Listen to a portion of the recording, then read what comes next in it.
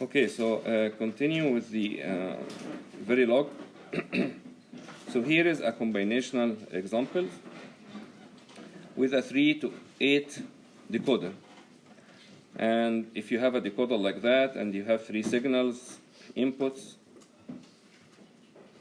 and from 0 till 7 outputs, here 0 to 2. This is here 8 outputs, which is this. These are 3, which is this. And basically the decoder, how it's exactly working. I give a certain number at the input, and the corresponding pin at that particular number will be high in the output. In another sense, if I will give here a code with 3 digits, that is 0, 0, 0, so I know that the first pin, which is 0, should be high.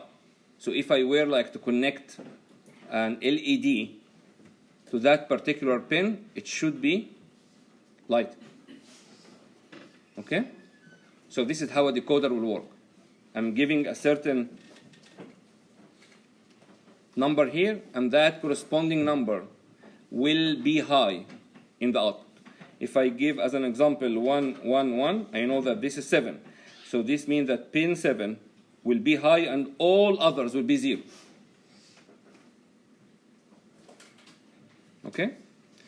In another sense, if I have again 0, 0, 0, all signals will be zeros except only the first one, because this is 0, this is 1 positions. 2, 3, 4, 5, 6, 7. If you take like these examples, all of them will be 0 except the last one, the 7th, will be high, and so on and so forth. And we would like to know how we can write a Verilog code that will be basically implement that design. Okay, so here are 2 examples. One example using the assign implementation, and the other use the behavior with the always block. Of course, in both of them, I have to include or to define the inputs and outputs. And of course, the inputs called in 2 colon 0 because they are basically 3 signals. The output is 0 or 7 colon 0 because basically they are 8 outputs. The same exactly in the right hand side. Let's begin with this left hand side. I will say like, hey, assign output 0 is this. In another sense, not input 0, not input 1, not input 2. What is exactly that? Meaning that output 0 will be equal to 1 only, and only if all of these inputs is zeros.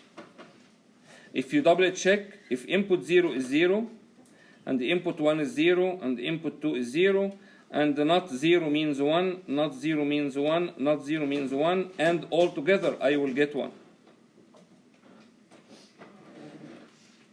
From where did we get that? From just the previous truth table. You are saying here that if it is 0, 0, 0, so this means if I'm saying like this is input 0, and this is input 1, and this is input 2, this is 0, so it is not input 0, this is 0, it is not input 1, this is 0, it is not input 2. If I were to take this as an example, this is input 0, this is input 1, this is input 2, so if I were to design something like that, it will be input 2, not input 1, not input 0. Why? Because this is basically 0, so that's why I said like not input 0. This is basically 0, I said like not input 1. This is basically 1, I said input 2, and so on and so forth. So each of these lines, I have to create a code for each of the lines, giving the assign operator in the next slide. Clear? However, I can write this is also with the always block, and I will say like, hey, since any of these inputs changes, I am interested to see a change in the output.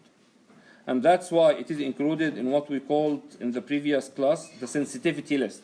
Because the output will be sensitive to any of the signals that is inside this parenthesis. Meaning that the output will change as soon as any of the signals inside the sensitivity list will change. Another sense, you can think of this, I am sensitive to what? So if you have like, or an allergy for something, you say like, hey, I am allergic from whatever the thing is, yes? So you are sensitive to that.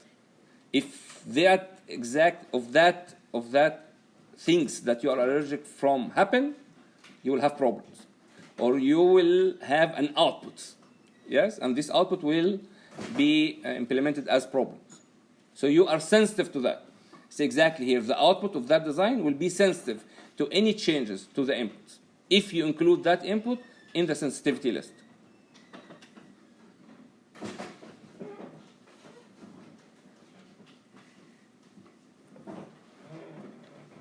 Okay. Begin and then case input. So the case will be input 3-bit 0, 0, 0.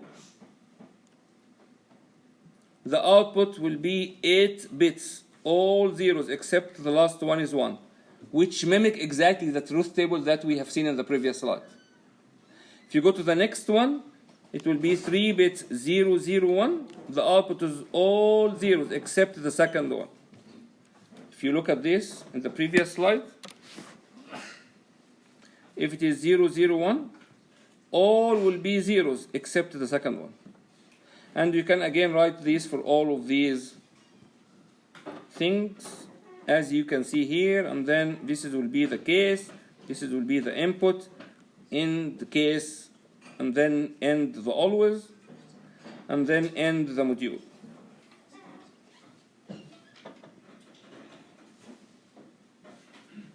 Okay?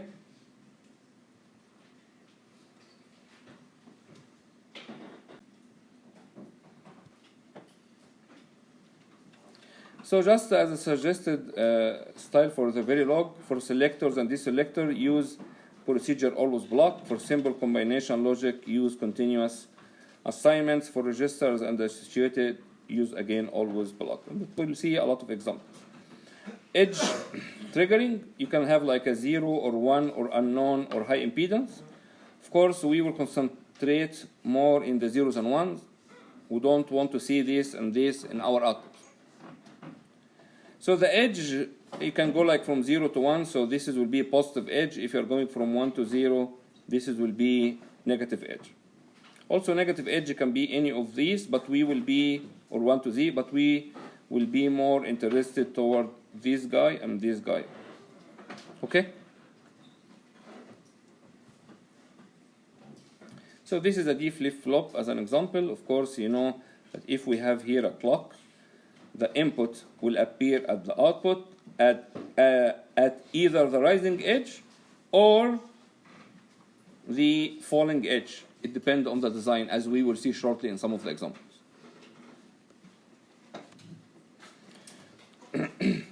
Okay, so if this is the D flip-flop and I'm telling you here, always at positive edge clock, please, the Q will take the D. Again, this is sequential, so I'm using the non-block. Okay, so that's fine, since this is in positive edge clock, so I am interested more from 0 to 1. From 0 to 1 and so on and so forth. And this is my D, which appear at the input. At this moment, it goes to 1. But again, since this is synchronization, in another sense, it works with the clock. So I will be only able to recognize a change in the input when the clock is there, or when the rising edge is there. In another sense, if you look at this particular moment, D is 0, correct? So the output will be 0. And it will remain 0 all the clock cycle until this is again 1, or going to 1, and then it will recognize that this is 1. At that only moment, I will change my output to 1. you can think of this that way. The same example that I gave to you earlier. That I am the clock, and I will let you know, or I will tell you that I will ask you if you did finish the problem or not each 1 minute. So I will begin with this right now. I ask you now, did you finish the problem? Then I will look at your sign. If you did agree, or if you did say like yes or no. And then 1 minute later, I will ask.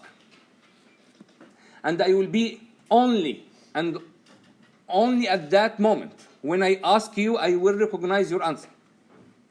So if you were to give me your answer in between, unfortunately, I will not recognize it. So if you say like, after you finish, like after 30 seconds, I finished, and then I stop, and then after 1 minute, I said like, did you finish it? And you didn't answer me, so I will assume that you did not finish. Why? Because I will hold my eyes between the minutes. And I will be able only to see at that moment, which at the beginning of the minute. And then I will close my eyes again. And so on. This is exactly how the clock and the system is working. That's why at this moment it opens the eyes, it finds that it is 0. So it will assume it is 0. All the way until they open the eyes again.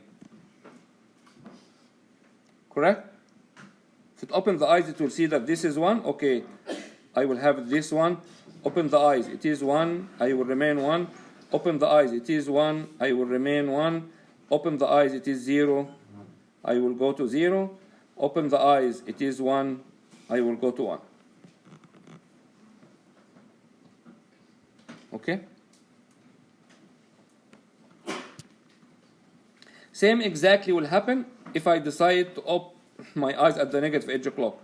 Open the eyes, it is 0, so it goes to 0. Open the eyes, it's still 0, so I will remain 0. Open the eyes, it is 1, go to 1, and so on and so forth. You can continue that. And you have to be aware of how to do that. Okay, that's fine. Now I will design a D flip-flop that will have a reset in addition to the clock.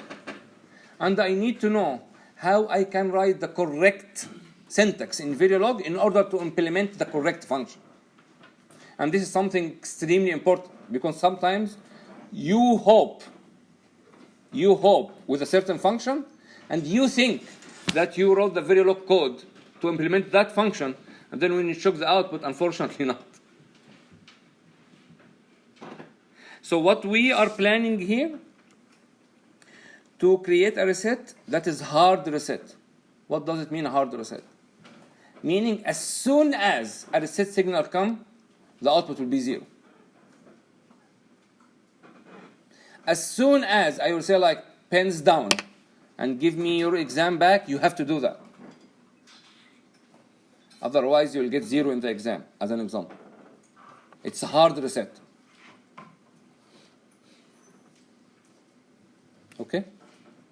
A soft reset, meaning that I will tell you like pens down, but since you are working with the clock, yes, so I say like pens down, but I will begin the collection when I open my eyes.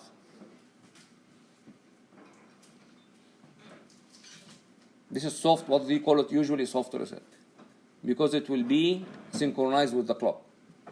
But if it's, I'm telling you hard reset, if you would like to switch off the computer, remove the plug. Power plug, just remove the power plug. I would like to switch you off now. Okay, this is a reset. I would like to reset you at this moment. So as soon as I will get that reset signal, I have to have in my output 0.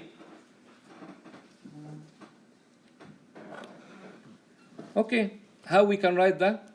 First of all, I have to include the positive edge reset in my sensitivity list, because I have to force the output to be sensitive to any change to that particular signal.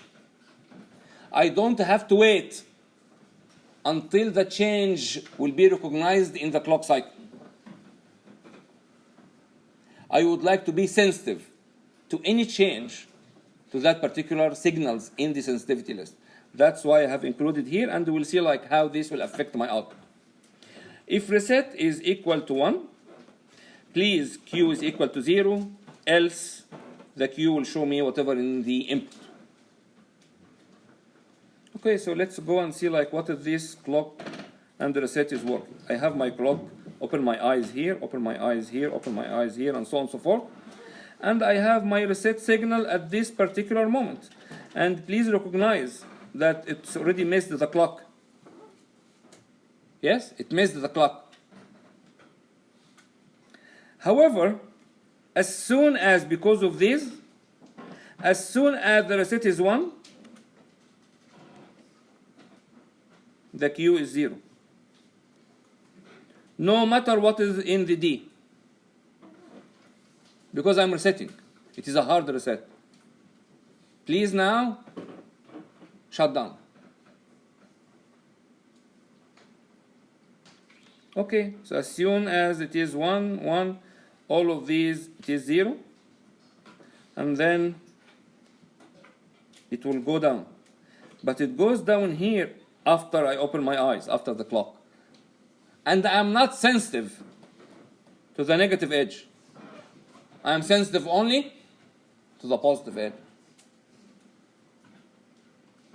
That's why when it went negative at that particular moment, I don't care. I will wait till I open my eyes.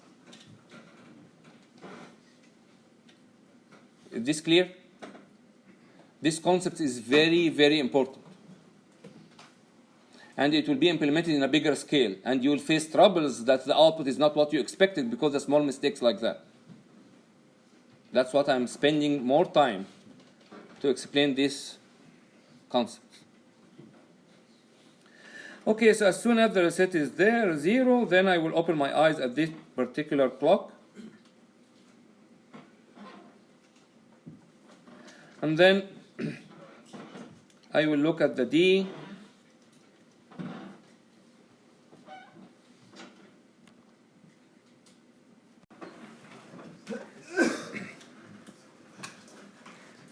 So at this moment,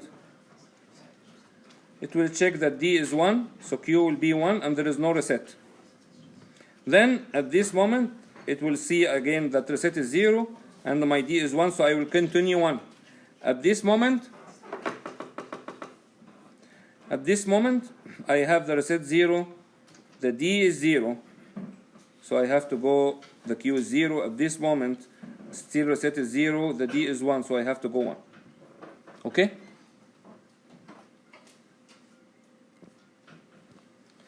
Let's take an example exactly like the previous one.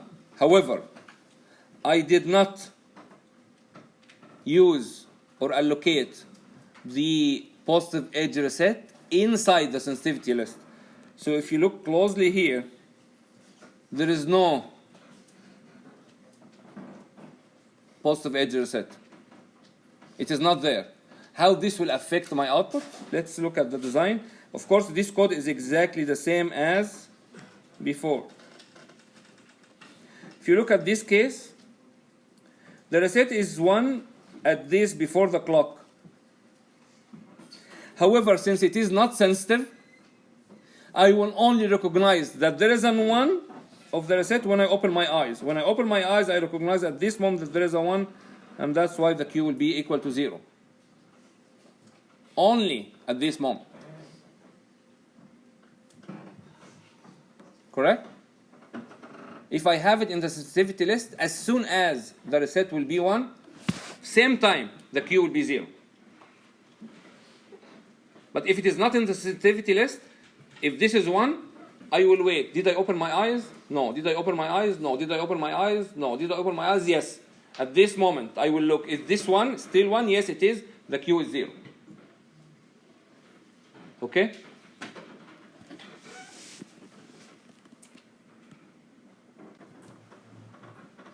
What will be the case if I have positive edge clock, but it is sensitive to the negative edge reset instead of positive edge reset? Again, the same. I will be sensitive to the negative edge. If you look at this, when I open my eyes, it is still 1. Yes? There is no negative edge. If there is a negative edge, and you can see of this, it is if it is 0, yes? I will reset if I am 0. It's not like as before. Before I reset when I am 1. With this one, I'm resetting when I am 0. And then when I open my eyes here, I did not find that I have to reset. That's why I don't have to reset Q at that particular moment. However, as soon as this guy goes to 0, Q just follow the reset signal.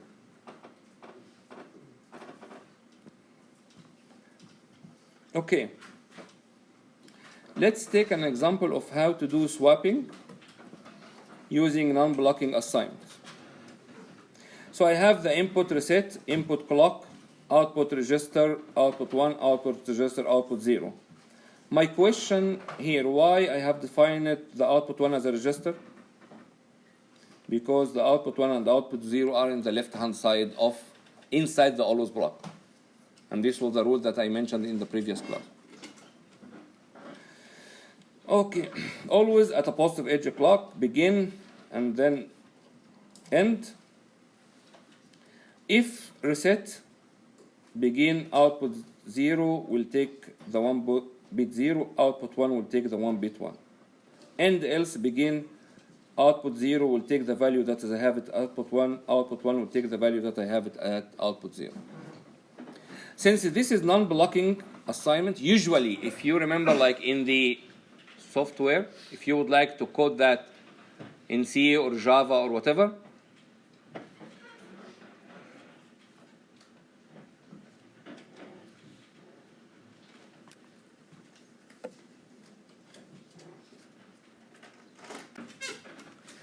so if you would like to write a swapping in software, if I have two variables,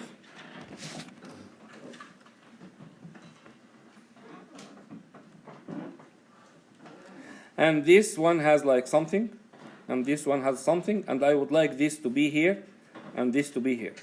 Unfortunately, before, when you write a software code, you have to create another variable here, yes, that you will take this value to this, and then the next step that you will take this to that, so now the O is here, and then you will remove this to that, correct? This is the steps that we usually do. However, with the non-blocking assignments, I don't have to do that. Why? Because we mentioned that in the non-blocking, I will take a snapshot from the right-hand side. So if the output 1 has this, and if the output 0 has this, as soon as I will write this using this non-blocking, that guy will be here, that guy will be here, even though it was the other way here. Did you get that? Is this clear? Because I'm just swapping. It's just like whatever I have in the right-hand side, it will overwrite whatever I have in the left-hand side. I'm not doing this step by step. In another sense, I am not assigning this variable to here, and then this will take it to this value, and then I will assign it to here. This is not the way. This will be in the blocking. But in the non-blocking, I don't have to do that. Whatever in the right-hand side will be reflected to the left-hand side. So if we were to compare that using the blocking assignment, then, unfortunately, because of this blocking, I have to create a temporary variable that will hold one of these variables until I do the exchange in one of them and then exchange the other one.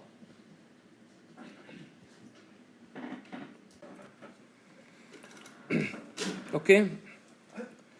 Can blocking be used in sequential logic descriptions? Yes, it can work. However, this one will describe the pipeline stage better. This one can cause problems if multiple always blocks interact, as we will see shortly. So Verilog style guidelines suggest use this for sequential, use this for combination. Do not mix in the same block.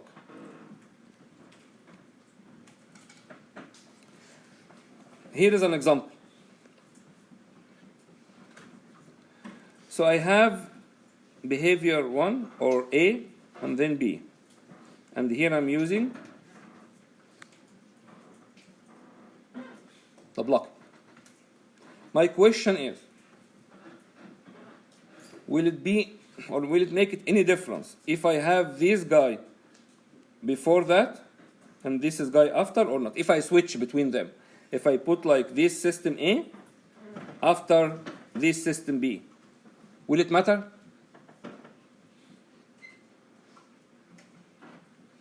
And why?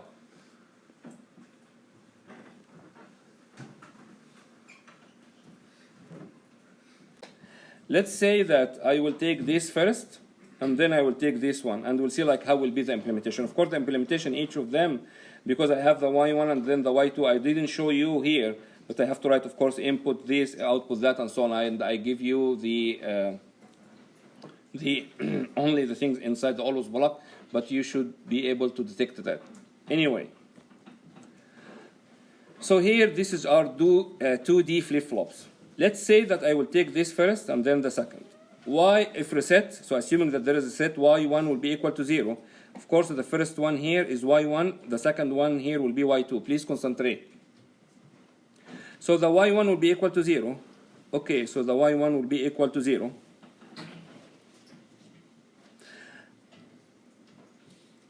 And then at that, y1 will be equal to 0 if reset y2 is equal to 1. So y2 is equal to 1. So this is basically 0 and this is 1. Correct? If reset, because we said earlier that with the always block, they are executed at the same exact time. So you are now at the line of reset. So we'll go to see like what all the reset are doing inside the always blocks that you have. Okay? Then the next line, y1 is equal to y2. y1 is equal to y2. y2 is 1. So basically this one will go here, yes? So now y1 will be equal to 1. Correct? y1 will be equal to 1. Then the next line here, y2 is equal to y1. I have already y1 is equal to 1, so y2 will be equal to 1.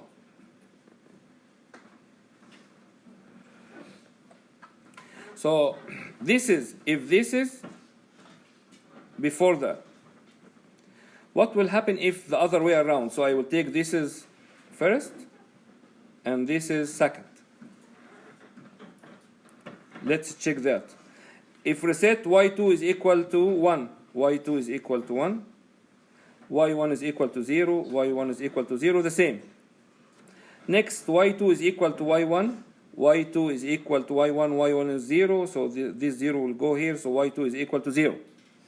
Then y1 will be equal to y2, y1 is equal to y2, this 0 will move to here and then I have 0. So if I'm using the equal sign, the blocking, and I will use behavioral B before behavioral A, this is what I will get in the output. And when you see the output in the Vivado, you recognize whatever I'm saying. If you switch it, you will get the other one. However, if I'm doing exactly the same things, but with using non-blocking, it won't matter. It won't make any difference. Because I'm taking a snapshot from the right-hand side, just the left-hand side. It is not in sequence. And if you were to remember that I mentioned that with the sequential, use non-blocking. Of course, if you are very experienced, you will recognize when and at what time I should use that, not use the other. But now, since you are not that experienced yet, please follow the rules.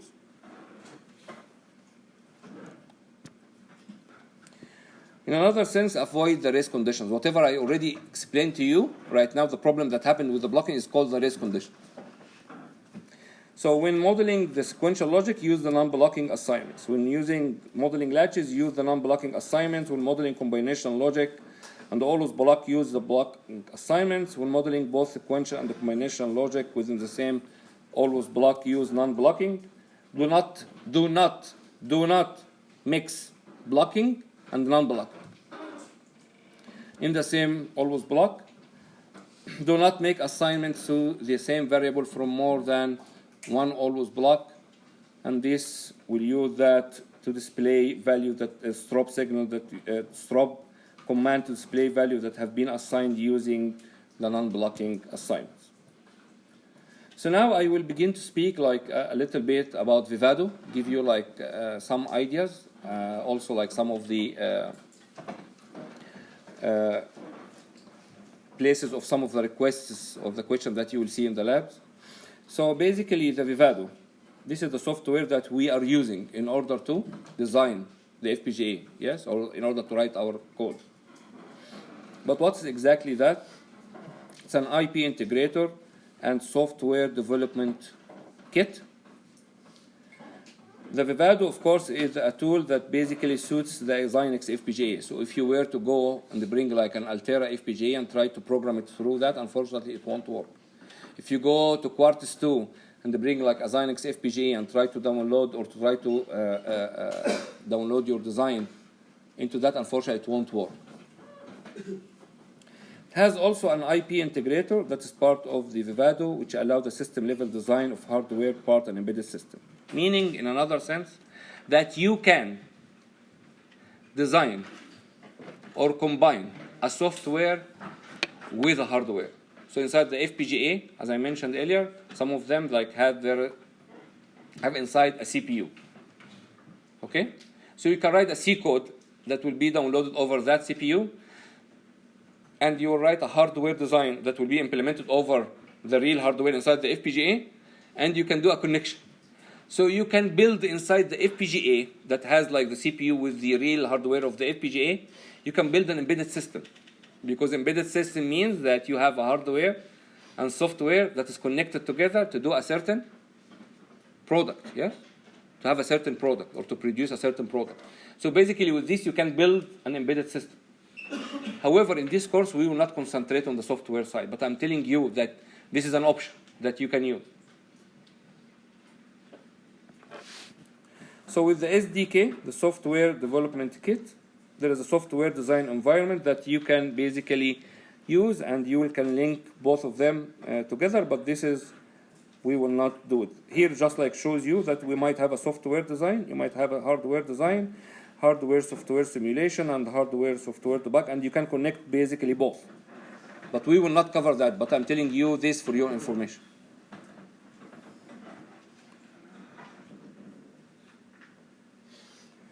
This is with the Vivado view. So basically this is, if you open Vivado, this is what you will find. This part will just show you the project management. In this there is the IP integrator. This is the most important part, which is C, the FPGA flow. What is that? Let's try to zoom in.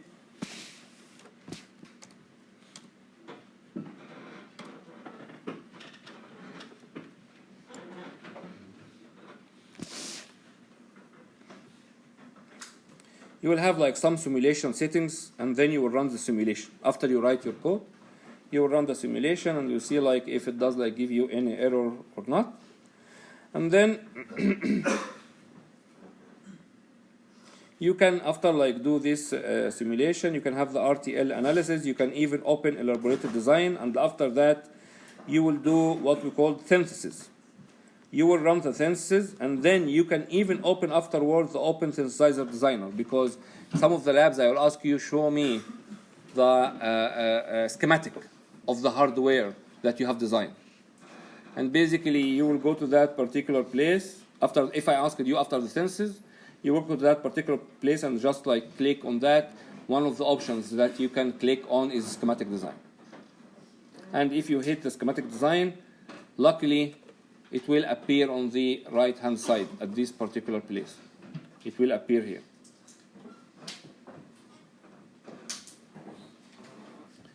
Okay, after the synthesis you will do what we call the implementation, and also you will run implementation, and you can open the implementation design afterwards, and then after that you program and debug. You will create the bit stream, and then after you generate the bit stream you can open the hardware if you were to use that, and then you begin to download over the FPGA.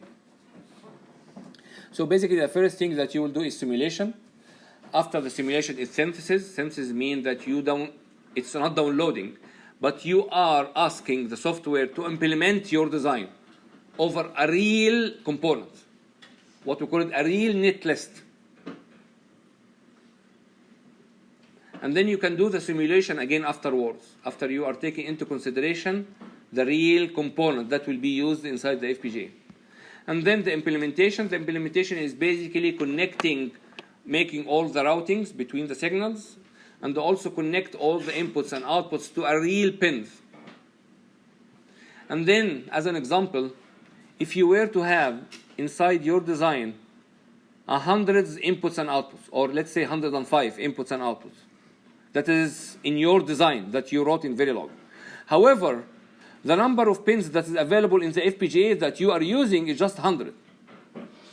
Where do you expect to get the errors? You will expect to get the errors at this particular stage, which is the implementation. The implementation will recognize that you have 105 input outputs. However, I have only, or the FPGA has only 100 pins. And since the availability is only 100 pins and you need 105, it will raise a flag of error. Hey, you can't do that. Okay?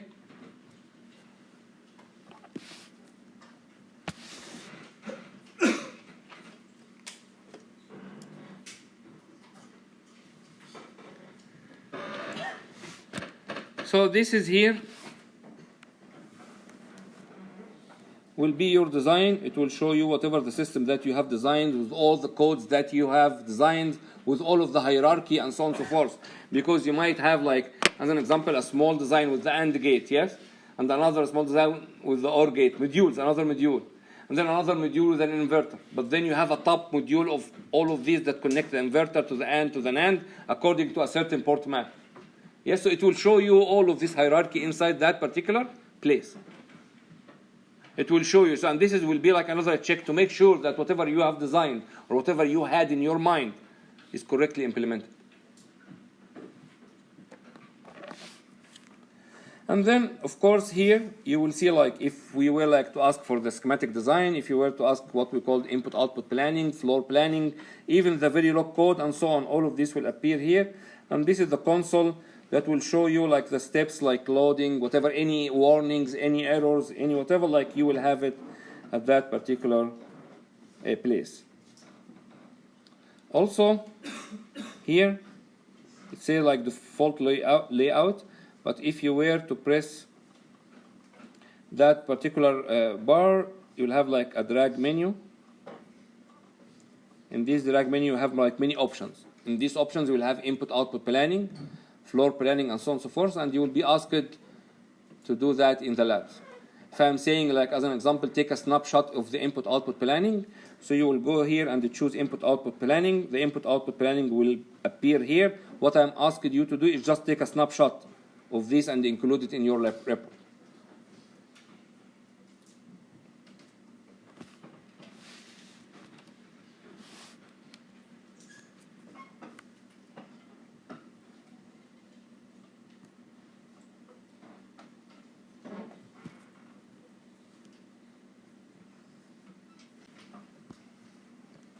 So here, as I mentioned, it shows like the project files. If you were like, because when you create a project, under the project, you will have like the top level directory. Then you will have like some sources, which is the project source file.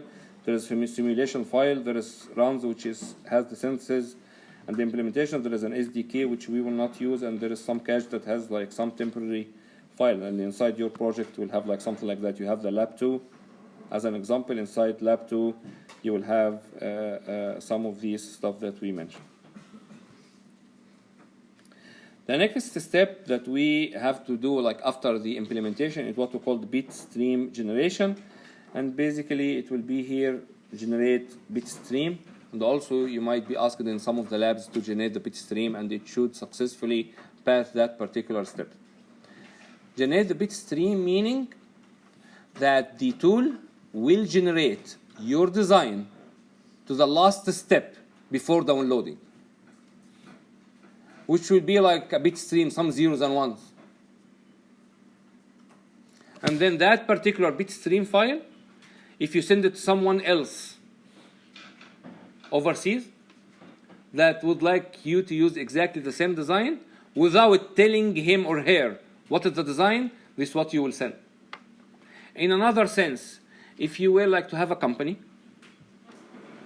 and you already sold a lot of the products that you already designed in your company, and then a couple of months later, a year later, whatever the thing is, you have done like some updates. But it's not software update, it is a hardware update. And you don't want like each customer to send you back the FPGA and then you have to download it in your place and then send it back to them. Instead, you can send them this bit file and ask them, please, you'll go to the Vivado, go to there, just hit the hardware programming and refer to the file as this bit stream that I have just sent you. So we'll make sure that it should be an easy process of updating. Second, you will make sure, or you will be assured that the customer did not see your design, because it's just bits of zeros and ones. That's without we call it generate the bit stream. This will be the last file that will be generated with the tool before downloading. Okay? It's exactly in the software when you write your software and then you transfer to .dll as an example, yes? Or .exe. So I can use it, but I can't see underneath. I can't see your code. It's exactly the same here in the hardware. So I will give you the bit stream. You will be able to use it, but you will not be able to see my design.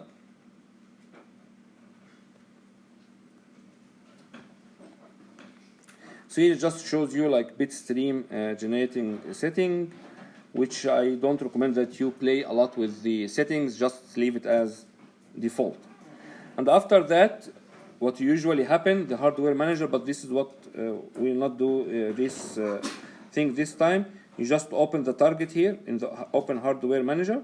You just open the target, and when you open the target, it will you will connect basically the board to your computer, and it will recognize that a certain FPGA is connected to that, and it will tell you like, are you connecting this? You will say like, hey, yes, I am opening the target already, and then the next step, please download that.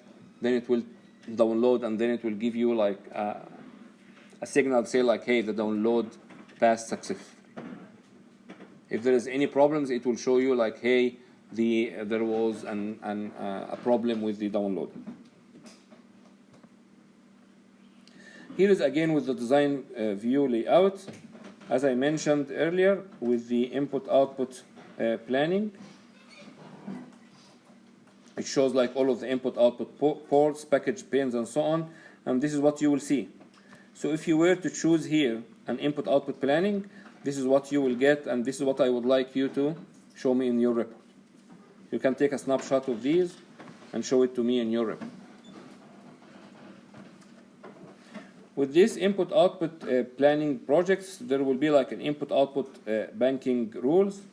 We will not go deep into that, but again, I'm telling you that you can use something like that.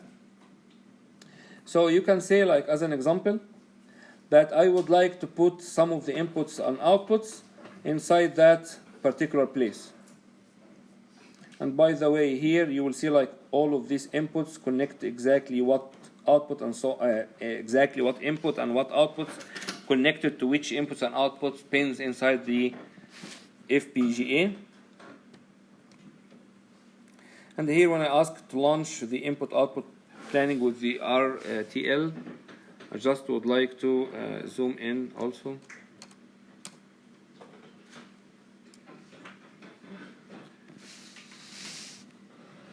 So it will be something like that. And if you look closely here,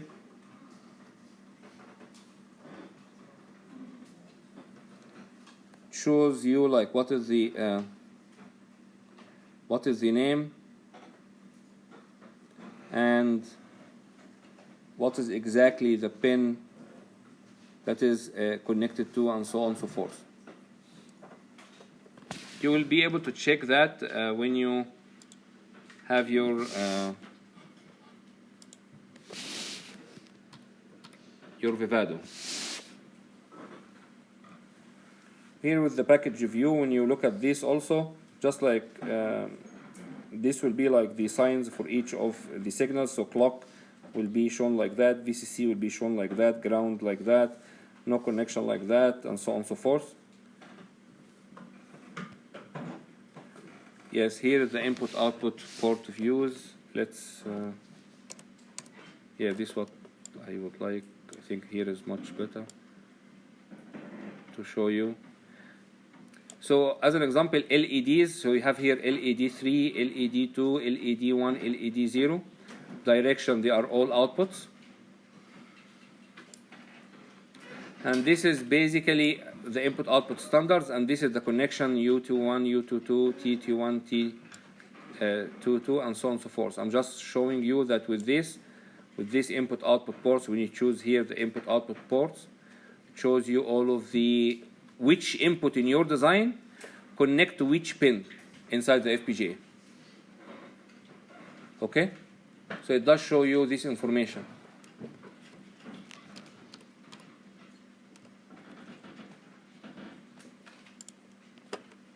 Of course, you will be able to see all of these when you have your Vivado. With the placing of input-output ports, you can use either place input-output ports in an input-output bank, or using these in a certain area, or use this in port sequentially. What does that mean? Meaning that I have designed a certain design with inputs and outputs. Yes? And I would like, for example, to take these type of inputs, whatever that I have in my design, and to connect it into that area inside the FPGA. So I have the ability to do something like that. I say hey, this, connect this with this area, or on this input-output banks. In another sense, I can say hey, sequentially. So my input 0 would be the first pin. Input 1, second pin. Input, the third pin. Output, the fourth, and so on and so forth. It's just sequential. Or in another sense, I can say hey, it can be sequentially. However, after you proceed with it sequentially, I would like that particular output will appear at that particular pin. And that particular input should appear at that particular pin, and so on and so forth. So as an example, I say hey, this input is a clock. And I know that the input pins clock is not all the pins inside the FPGA have the clock input. Because basically, if you were to see, or if you were to think about what is implemented inside the board, of course the FPGA will be there, and there should be a generator for the clock. Crystal oscillator, correct? With this crystal oscillator has an output that is connected to the inputs of the FPGA. And of course, don't expect that the output of this is connected to all of the pins. Yes? So this gives you an indication that some of the pins will have the clock signals, others won't. So if you were to have a design inside the FPGA that has a clock signal, I have to connect that clock signal to that pin that is corresponding to the clock that is coming from the crystal oscillator. Make sense? Okay? Also, sometimes you have the design of the FPGA and the whole board, but you know that since the outside design, as an example, you have a certain signal that need to be sent to an output device, and you know that the output device will be much closer to the right-hand side of the FPGA. Yes? So it doesn't make any sense to have that output to the left side of the FPGA, and inside your board to have to connect all of these until you arrive to that particular output that you are interested in. Instead, you will have the output just go from the right-hand side directly to that, and so on and so forth. It's kind of restrictions like that. Combinational and sequential Verilog. Of course, you can combine a combinational and sequential, but this happened when? With a finite state machine. Finite state machine, as you know, is just circuit designed to sequence through specific patterns of states in a sequential manner. And of course, each state will be represented by a binary value. And then the finite state machines, of course, will contain the sequential state register and the combinational next state and output logic, as we will see now. So it has the output state logic, and it have like the next state logic. So you have the next state logic, you have the output logic, and you have also the state register. So you have the state register. So you can be in one of the states, and then you can move to the next state, and then to the next state, and so on and so forth. But how to construct a state machine? How we can write a state machine in Verilog? So we need to have a register that will hold the current state. That's why we'll have an always block. We need a next state function. We need the output function. So let's, and with this output function, I might have a more and mealy, and you already know the difference between more and mealy. I just would like to go to one of the examples to make it easier for you. Of course, we'll have like a combinational part as the sequential part. Let's take that. So with the combinational part, I will have the always block. I will have some inputs or current states, begin, case, current state, state 1 will go to the next state, and then the output is this. State 2, the next state, the output is this, and so on and so forth. The sequential part is too easy to be written, which is basically always at a positive edge clock. Please assign to the current state whatever is the next state. Yes, because now I'm going to the next state. Next state. So this means that my current state is basically the next state. My current state is the next state, and so on and so forth. So the sequential part is too easy to write. The combinational part is the one that will take some time to get familiar with. You can use a case statement, you can use an if else, and so on and so forth. So this will be like a state that has a current state, next state, and so on. Let's take an example. So local parameters, I'm defining that this is equal to 0, this is equal to 1, this is equal to 2, this is equal to 3. And then I will have inside the always block some of the variables in the left hand side. And since it is in the left hand side, I have to define it earlier as register. At the positive edge clock, please begin if reset. Allocate inside my state the ideal state or the initial state, which is basically 0 at this time.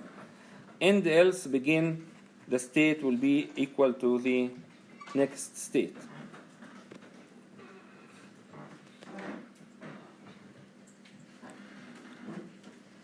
So here, if we were to design in Verilog an example like that,